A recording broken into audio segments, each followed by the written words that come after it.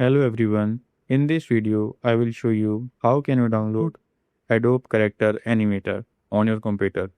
So for downloading it, press on Window key and then search here Microsoft Store and then open it. So now here inside the Microsoft Store, search here for Adobe Character Animator. So let me search here. So here you can see there is no Adobe Character Animator is showing, but here is Adobe Creative Cloud. Now click on it. So as I have already installed it, this is showing as open, but in your case this will show as install. So after installing, you have to open it from here. So as I have already signed in and login, but you have to log in before using it. So after coming to this screen, you have to go to apps.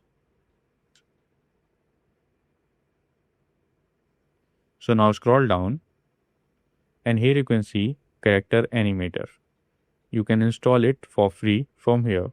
So let me click on install. So here you can see this is showing as waiting and now installing.